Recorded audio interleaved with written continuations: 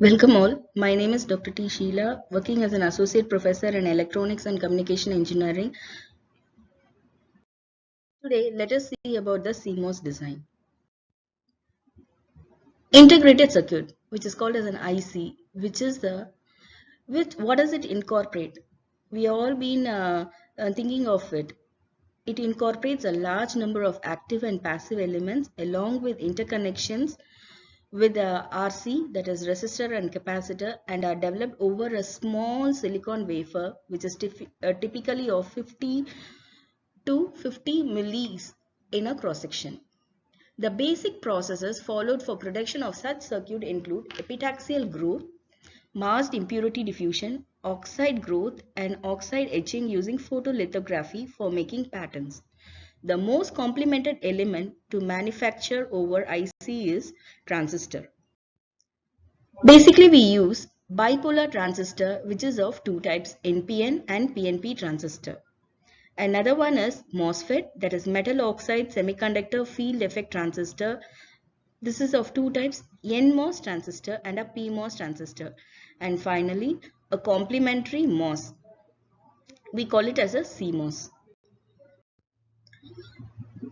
Before going into any silicon, any integrated circuit fabrication or knowing about a fabrication, we should know about the lattice structure of a material. The material which is used for here is a silicon, which is easily available in nature, and that too abundantly available in nature. So transistors are built on silicon substrate. The substrate we call it as a wafer. A silicon is a group 4 material, that is, it is bounded with a 4 valence electron to form a crystal lattice. Next important thing we have to know is the dopant. Basically, silicon is a semiconductor that too is a pure form. In pure form, it does not have any free carriers and conducts rarely. That is, it poorly conducts. By adding dopant, it increases the conductivity. So now we come into the process. What is dopant? By adding dopant means addition of impurity. Here impurity means by adding pentavalent group or a trivalent group. If we add a pentavalent group material, then we get a N-type semiconductor. If we add a trivalent group, we get a P-type semiconductor. N-type material is pentavalent group. See, four covalent bonding is made and one electron is free. So in N-type material, there are more free electrons. When we come into a P-type material, there will be a shortage of bonding. So there is a hole is created. Here it is of more of hole. So P-type material has more of hole. So in other way, we can also say that N-type material is a majority carrier is electron, whereas a P-type majority carrier is hole. So when we combine these two material, N-type material and a P-type material, a PN junction is formed. At equilibrium, what happens? There will be a diffusion between the electrons into P-type material and holes from P-type material into N-type material, forming a depletion region. Where the depletion region is formed, there will be no free electrons and holes. And this P-type material, we call it as an anode, whereas the N-type material, we call it as a cathode, and the current flows only in one direction. NMOS transistor. Any MOS transistor has four terminals, that is gate, source, drain and body. Gate, oxide and body looks like a capacitor. Gate, source and body, see this, it looks like a parallel plate capacitor. Gate and body are conductors, and SiO2, that is a silicon dioxide, is a very good insulator. So this one is a negative plate, this one is a positive plate. So it makes a perfect capacitor. Even though even though there is a gate, no longer made of a metal, it is made of a silicon. Polysilicon. Okay. Let us come into the operation of NMOS. Body is commonly tied to the ground. Body is commonly tied to the ground, that is 0 volt. When a gate is at low voltage, P-type body is at a low voltage.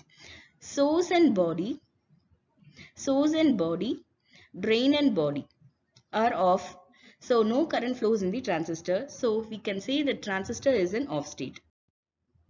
When gate is at high volt, that is connected to VDD, what happens there? The positive charge on the gate of a MOS capacitor, negative charge attracts to the body and it inverts a channel under the gate to n-type material. So it inverts a channel under the gate. Now current can flow through the n-type silicon from source through channel to drain.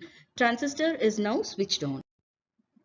Similarly, we move on to a p-type MOS transistor. Body is tied. Initially, body is tied to VDD and gate is at low.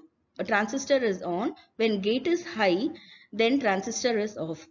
We indicate that using a bubble, indicating that it is an inverted operation or an inverted behavior. When coming to the study of power supply, in 1980s, ground means it is 0 volt and VDD means it is 5 volt. As time changes and the technology changes, VDD has decreased in modern process. High VDD would damage a modern tiny transistors. So low VDD saves the power. So in order that VDD, the transition of VDD is 3.3, 2.5, 1.8, 1.5, 1.2 and in some case it is also 1. Transistors are used as a switch. So, whenever the transistor is operated as a switch, it can be used in the digital applications. Else, it cannot be used in the digital application. So, in a NMOS transistor here, when gate is 0, it is of open type. When gate is 1, it starts conducting. Similarly, in the PMOS, when gate is 0, it is of closed, it conducts, and when gate is of 1, it is off. So the symbol of NMOS, N channel, that is NMOS is open switch contact. We call it as an open switch contact. Then it is a simplified switch model. And the P channel, we call it as a closed switch contact. The symbol is that. And this is a switch model and simplified switch model, we call it as. Any circuits of a switch model that it is of two, that is one is series, another one is parallel. In a series combination, what series combination means it is an and operation, and a parallel combination it is an or operation. So now coming into the CMOS. CMOS means the name itself, it indicates that it's a combination of NMOS and a PMOS. And it is called as an inverter because whenever we supply a logic 0, we will get a logic 1. Whenever we give a logic 1, we will get a logic 0. And this is a symbol of a CMOS inverter. And this is schematic diagram of a CMOS inverter, which is a combination of N-type MOS and a P-type MOS.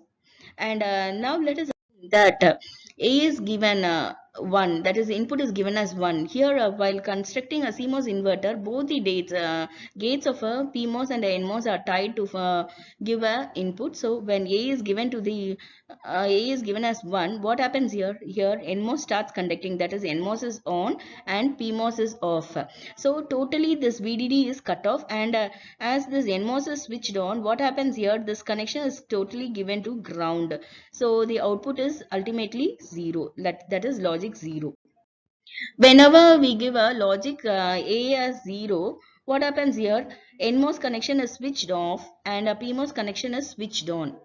So what happens here? We get a VDD. What is the supply voltage? We get it as a output. So Y is equal to 1. So let us design a NAND gate using MOS.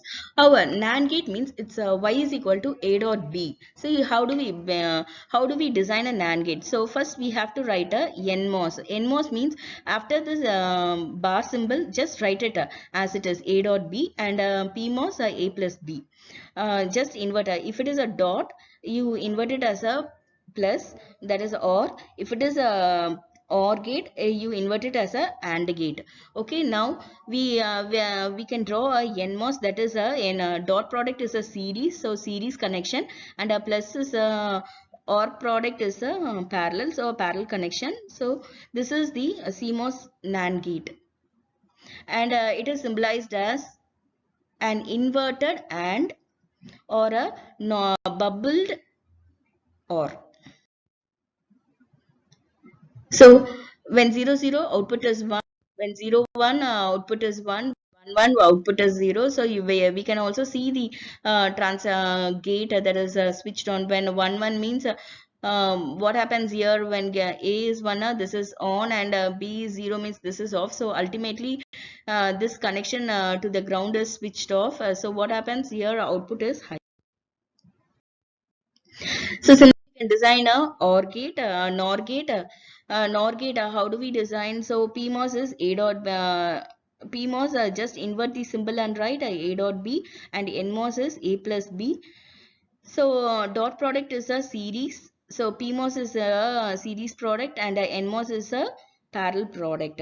So likewise we can draw all other logic gates or any logic gates which is designed using a CMOS.